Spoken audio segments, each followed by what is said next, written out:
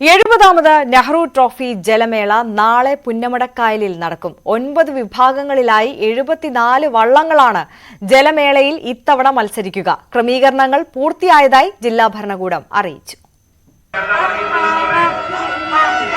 വയനാട് ദുരന്തത്തിന്റെ പശ്ചാത്തലത്തിൽ മാറ്റിവെച്ച ജലമേള വള്ളംകളി പ്രേമികളുടെ വലിയ പ്രതിഷേധങ്ങൾക്കൊടുവിലാണ് വീണ്ടും നടത്താനായി തീരുമാനിച്ചത്.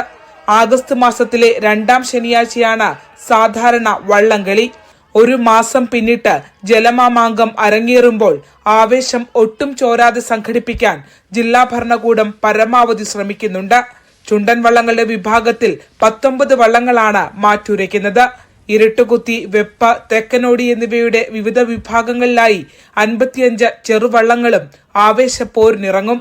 തീയതിയിൽ മാറ്റം വന്നതുകൊണ്ട് തന്നെ ടിക്കറ്റ് വിൽപ്പനയിൽ വലിയ കുറവുണ്ടായതായാണ് സൂചന. നമ്മളെ ടിക്കറ്റിന്റെ വിൽപ്പനയായിട്ട് ബന്ധപ്പെട്ട് 5 ജില്ലകളിലെ സർക്കാർ ഓഫീസുകൾ വഴിയും അതോടൊപ്പം തന്നെ ബാങ്ക് ഓഫ് ബറോഡ, SBI എന്നീ ബാങ്കുകളുടെ ഓൺലൈൻ ടിക്കറ്റും വിൽപ്പന പുരോഗമിക്കുന്നു. 9 വിഭാഗങ്ങളിലായിട്ട് 74 വള്ളങ്ങളാണ് പ്രാവശ്യം പങ്കെടുക്കുന്നത്. ചുണ്ടൻ വള്ളങ്ങളുടെ ഭാഗത്തിൽ 19 വള്ളങ്ങളുണ്ട്. മുഖ്യമന്ത്രി പിണറായി വിജയൻ ജലമേള ഉദ്ഘാടനം ചെയ്യാനായി എത്തുമെന്നാണ് സംഘാടകരുടെ പ്രതീക്ഷ.